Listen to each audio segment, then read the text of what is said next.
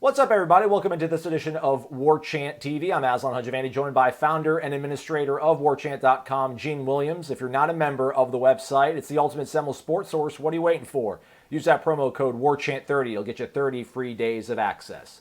All right, Gene, with the future somewhat uncertain, probably a good time for us to start looking back a little bit to some of the recruiting classes, which we'll be featuring on Warchant.com.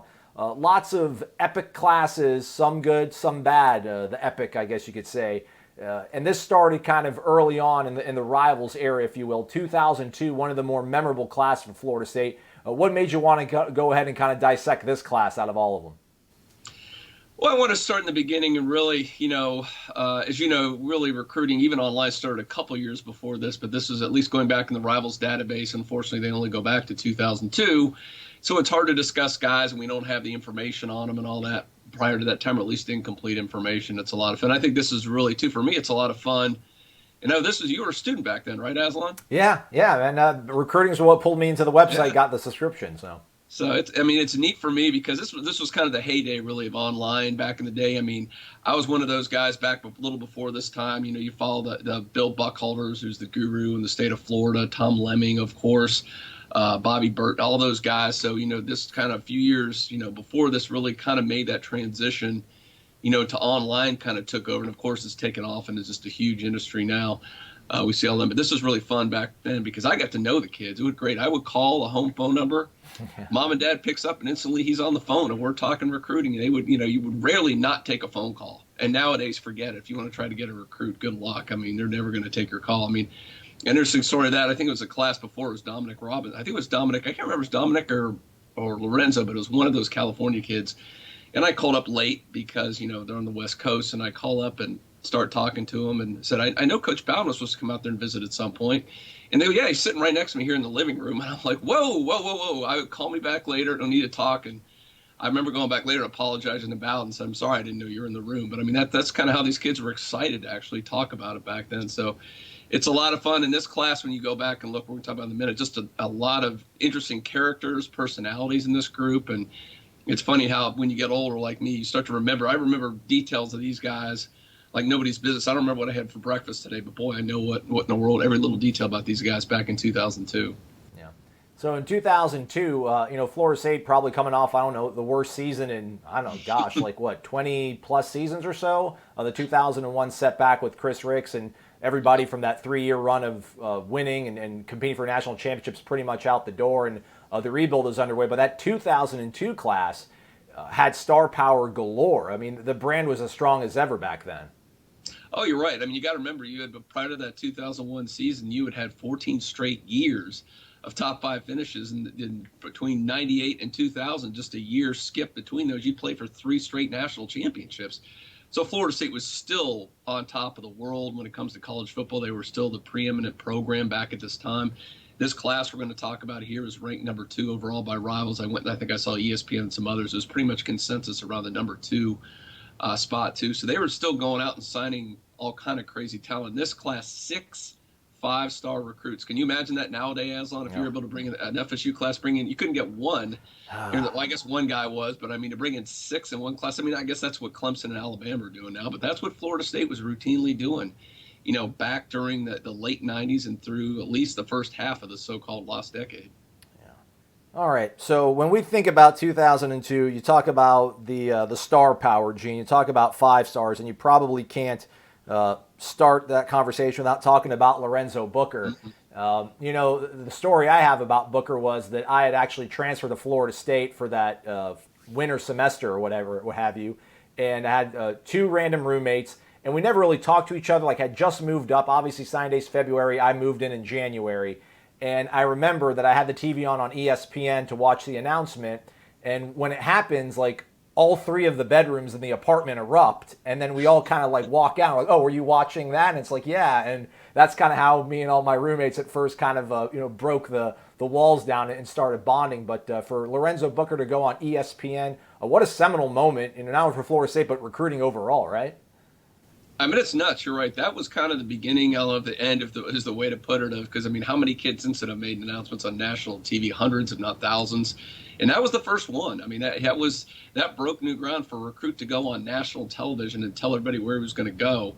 It was unprecedented back then. And for him to do that, obviously it was really close between Florida State and Notre Dame.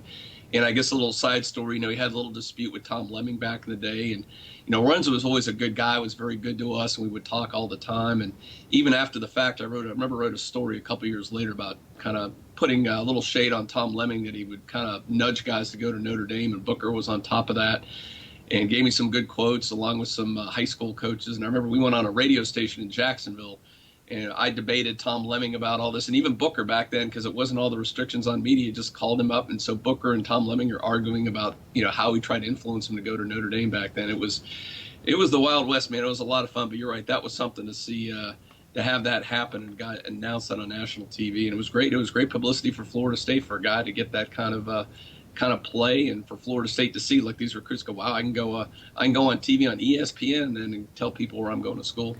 So I guess we could probably say that Booker is the most famous, maybe signee of that class. So let's maybe pivot to infamous. I mean, this was another thing. I actually subscribed to Warchant, I think, in 2003. I'd heard about things in 2002 and kept up with recruiting a little bit. But I remember when I first joined in 2003, everybody talking about, are we going to save a spot for this receiver from Punta Gorda, Florida? And I see all these threads about a guy, and I'm like, who is this? And I do some research, and DeSean Platt. I mean, you want to talk about folk hero, urban legend, all the great things that go into recruiting, but at the same time make it heartbreaking, I guess. Never make it onto campus. Did you ever speak to DeSean Platt, Gene? Oh yeah, okay. Oh yeah. Back in the day. After he came on his visit, I was able to have an interview with him right there after he visited Florida State, before he's made his commitment. It was looking really good for them. Obviously, went ahead and did it. Another one of these 5 stars, the 6 5-star recruits that came in and visited then. And, I think this was the first time I really started to get frustrated covering recruiting, because, literally for years after that, and I think for a while it started to be early trolling. People learned about trolling. They would go on our message board and go, what's the status of DeSean Platt? And this is sometimes 5-6 years later, they were still acting. I think we went a period of probably several months where every single day there was at least one post on the Warchant message board with somebody asking me, what's the latest with DeSean Platt? So yeah, you're right. That was an urban legend. What could have been, what's amazing. You see these examples all the time, but a guy that talented I think he was regarded as the number 2 wide receiver in the country, according to Rivals, to be able to do that. And he never played it down in college football. Just never was able to get his academics in order. And it's a shame what could have been back in the day. They could have definitely used him in this class, could have used him the next couple of years, a guy like that. But, yeah, as far as I know, if anyone wants to ask, he's still not qualified. So Florida State's still waiting. I actually did some quick research, and on LinkedIn, apparently it shows that he worked for UPS at some point, and he is on Facebook, and it looks like he maybe is coaching some sort of middle school, little league basketball team. So he's out there. He's a real person. It seems like he still exists. Just not. Good for him. Yeah, so. Hey, the one other story, we're just reminisce here. One other story I want to bring up. I don't know if you were going to bring it up, but the other thing that's kind of fun back then, how open stuff was, and how you didn't really have a complete database. Basically, anybody who even looks like a football player is going to be in one of these databases, whether that's whoever Rivals or whoever else. But now, back then, we're always trying to find guys, and there wasn't the open information there was these days. So one of the big things, the Florida State football camp was such a big deal back then, because these guys would come in. And back what they would do then, kids would come up, the very first thing they did was the 40-yard dash. So these kids would arrive, they'd park over by Tully, they'd walk over to where the old track was, and they just roll right in, warm up for a couple minutes, and come in. So I remember I guess this would have been the summer of 2001, when I'm sitting up in those wooden bleachers by the track, and you see this guy, this Adonis guy, walk in, 6'4", 220-something pounds, nothing but muscle. But a few of the guys, like, I have no idea who this guy is. And just, watching him, and he gets up, literally within a minute or two, runs the 40, runs in the 4.5s, a 40-yard dash. This is a guy who's probably, a defensive end, you could tell, or a tight end or something like that. And just, I remember trying to get his coach's attention, like, tell me who this guy is. And actually said, his name's Cameron Wimbley. We just drove down all night from Wichita, Kansas. So he went 16 hours in the car, whatever that was, within 5 minutes ran a 4.5 40-yard dash looking like that. That day, I think he got his Florida State scholarship offer, because I don't think he had any offers. Nobody even heard of this kid from Wichita, Kansas. Got his offer, committed shortly thereafter. Obviously had a really nice career at Florida State and a really productive NFL career too as a first-round pick, I believe, by the Cleveland Browns, and is a very successful businessman to this day. So just a really good story, really good kid. Really enjoyed covering him too. But that was kind of the fun back then. Was really discover. Sometimes you just out of the blue would discover a kid like that to come out of nowhere. Correct me if I'm wrong, Gene. Was he not maybe like one of the first? Was he not an early enrollee? Like I think he was. Yeah, actually, you're right. He was an early enrollee. Came in the spring. I don't know if he played or he redshirted his first year, but yeah, he did arrive at Florida State. Another thing you could see about him, he was probably about 220 or so, but you could tell when he had this big frame, you could tell he's going to put on some muscle once he gets into the weight training. He's going to put it on. He's going to be a beast. Yeah, by his senior year, he was excellent. Obviously, being I think it was the number 13 overall pick in the 2007 NFL draft, somewhere around there. But yeah, a top 15 draft pick back then. Well, despite this class being one of the highest ranked ones in the nation that year, I think number 2 that the Rivals had, there was only one quarterback on that entire class, and it happened to be the son of an assistant coach. It was Wyatt Sexton, Billy Sexton's son, who played at nearby Leon County High School. What was the sort of, I guess, the feel around Wyatt Sexton as a recruit? I think the lazy reasoning is, well, he's, obviously his dad's on staff. They gave him a scholarship because of that. But was there any feeling that like Wyatt Sexton was ever going to be maybe like a future starting quarterback for Florida State at that time? It was a little bit, yeah. You kind of got the feeling he was probably brought in to be primarily a backup. I mean, at the time, you had Chris Rex, and we can go back and sit here for hours and talk about all the history, how that played out with all the various, with Fabian Walker, Adrian McPherson, Jared Jones, all the things that kind of happened that ended up Chris Rex starting for all those years. But yeah, obviously, you did have the feeling Wyatt Sexton was going to be big time. I think Rivals had him as a 4-star recruit, but I think he might have been a 3 and maybe got bumped up. He didn't have a real impressive offer list. So I don't know if that was because he committed to Florida State, he got bumped up, or maybe other schools just figured he's going to Florida State, so they really didn't recruit him that actively. But, he ended up, Rick's faltered as he always did, and, he came in and started a bunch of games one season, was, I think, destined to be the starter the next year when he had his infamous meltdown. That was just one in a series of a lot of just crazy quarterback stories that went on during the early part of that lost decade.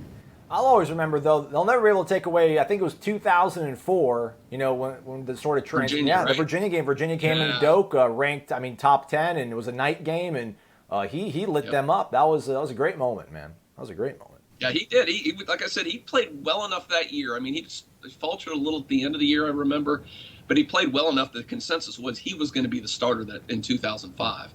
But again, one time Raymond McPherson got in trouble, then Ricks got the job, and then, Wyatt Sexton had this issue, so then Ricks again got the job. He just kept falling into that job because all these other quarterbacks just couldn't stay on the roster. Yeah, well, that was the whole thing going to 2005 was, Ricks was finally gone, but you had Xavier Lee and Drew Weatherford coming in as these super freshmen. But then it was like, well, Wyatt Sexton actually played pretty decent towards the end of 2004. He could be an option, but then obviously the off-the-field stuff kind of reared its head, and then they had to go with a freshman with Drew Weatherford, and beat Miami first game of the season, snapped the streak, so that was a good thing. Another crazy story that storyline or kind of plot, I guess, from this 2002 class was just we kind of learned to maybe not give up on kids so soon. Maybe one of the biggest exhibits of that was a guy, Buster Davis, out of Daytona Beach. There was a great story about him maybe not meshing in all that well in Tallahassee when he first arrived, and then he ends up leaving as maybe one of the more productive linebackers this program had, but it was a pretty rocky beginning for Buster in Tallahassee, was it not? Even before he signed, because remember he was one of the first guys that did not sign on signing day. I think it took almost 2 weeks before he sent his letter of intent to Florida State. So that was kind of back then. It was unheard of. You sign on signing day. You don't wait.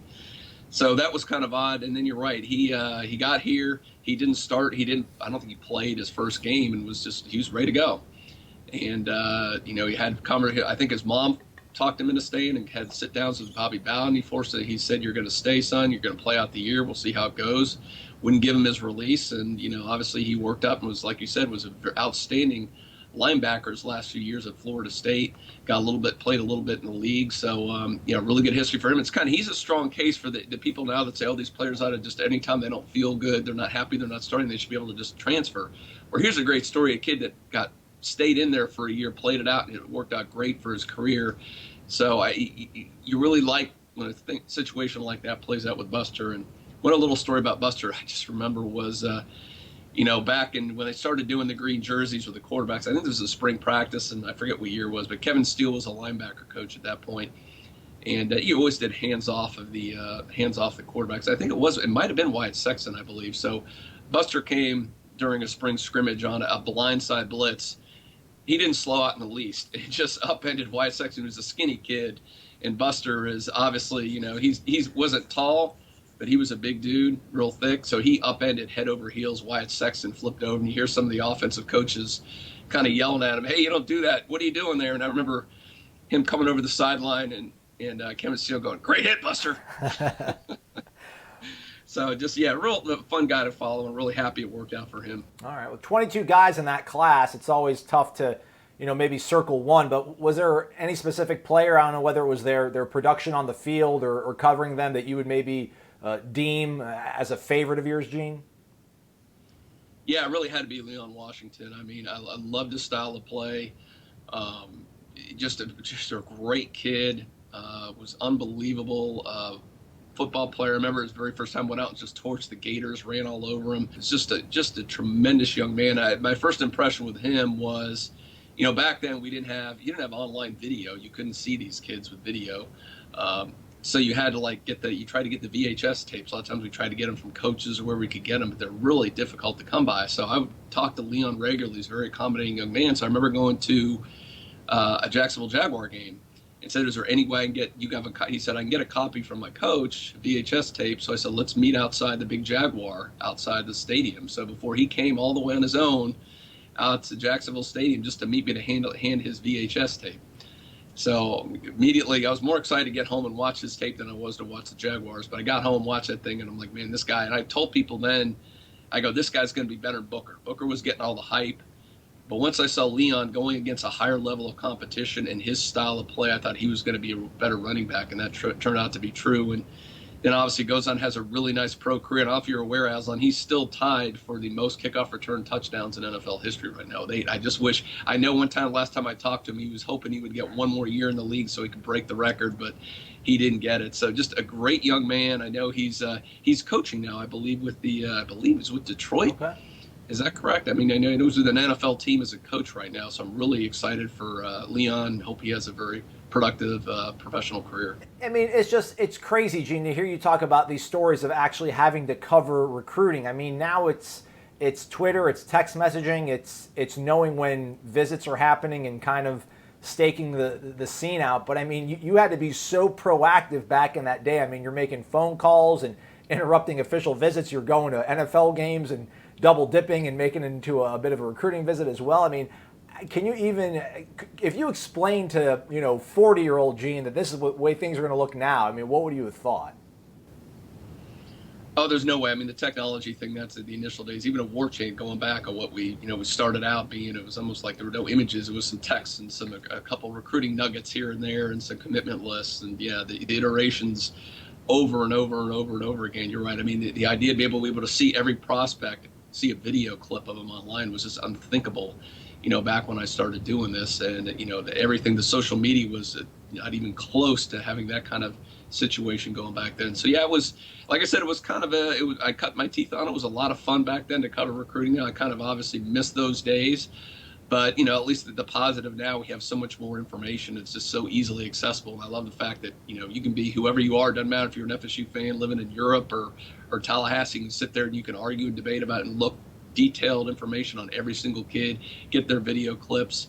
And same thing with, obviously, the team as well. We have that kind of immediate information now. So it's been a lot of fun. Who knows, 10, 15 years from now what it's going to be. And you are right. Leon spent 2019 with the Detroit Lions as a special teams and offensive assistant. So good to see him still thriving.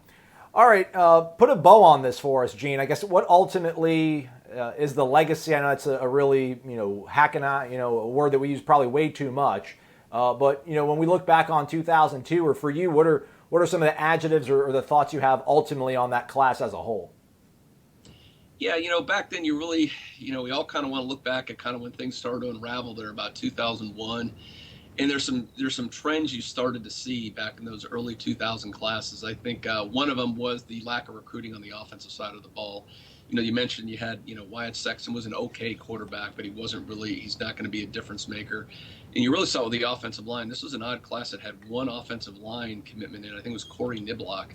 And when you go back to the class before that, 2001, I think they had 6 offensive line signees, but it might have been the worst offensive line class in the history, not of Florida State, maybe across the board. I mean, you had the Ron Lunfords, the Matt Minor, not Matt, I don't know if Matt was in that class.